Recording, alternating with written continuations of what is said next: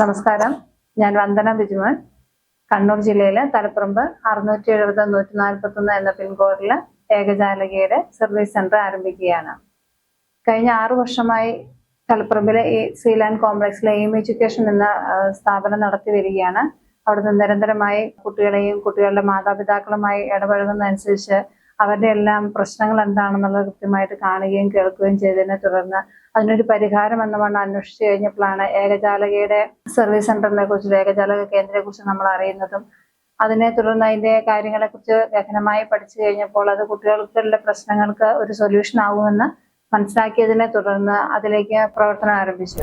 അതായത് 10th പഠിക്കുന്ന കുട്ടികൾക്ക് അവർക്ക് +2 ഏത് സ്ട്രീം എടുക്കണം എന്നുള്ള ഡൗട്ടും, അതുപോലെ തന്നെ +2 കഴിഞ്ഞ ഒരു സ്റ്റുഡന്റിന് ഏത് ജോബിലേക്ക് പോകണം, ഏത് ജോബിൽ ചെന്നാൽ ഏത് കോഴ്സ് പഠിക്കണം, ഏത് കോഴ്സ് പഠിച്ചാലാണ് ഏറ്റവും നല്ല ഓപ്പർച്യൂണിറ്റി കിട്ടുക എന്നുള്ള ഡൗട്ടുകളും ഒക്കെ ആയിട്ടാണ് പേരൻസ് നമ്മളെ സമീപിക്കുന്നത്. ഈവൻ ചില സമയത്ത് കുട്ടികളും.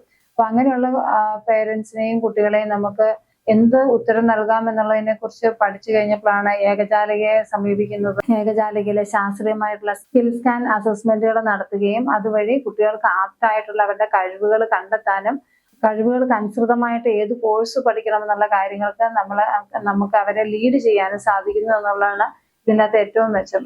+2 മാത്രമുള്ള സ്റ്റുഡൻസിനല്ല, ഡിഗ്രി കഴിഞ്ഞ സ്റ്റുഡൻസിനും PG കഴിഞ്ഞ ഒരു സ്റ്റുഡൻസിനും അവർക്ക് കറക്റ്റ് ആയിട്ടുള്ള ഒരു ജോബ് ഓപ്പർച്യൂണിറ്റി കിട്ടാത്ത സന്ദർഭത്തിലാണ് അവരുടെ വഴി തെറ്റിയോ എന്ന് അവർ ചിന്തിക്കുന്നത്. അപ്പൊ അങ്ങനെയുള്ള കുട്ടികൾക്കും ശാസ്ത്രീയമായ റിപ്പോർട്ട് പ്രകാരം, അതായത് സ്കിൽ സ്കാൻ അസസ്മെന്റ് ത്രൂ നമുക്ക് ആപ്റ്റ് ആയിട്ടുള്ള ഒരു കോഴ്സ് പഠിക്കാനും അത് ത്രൂ ജോബ് ഓപ്പർച്യൂണിറ്റിക്കുള്ള അവസരങ്ങൾ കണ്ടെത്താനും ഈ ഏകജാലക വഴിയായിട്ട് നമുക്ക് സാധിക്കുന്നുണ്ട്. ഏത് മേഖല തിരഞ്ഞെടുക്കണമെന്ന് ഓർത്ത് നിങ്ങൾ സ്റ്റക്കായിട്ട് നിൽക്കുകയാണോ?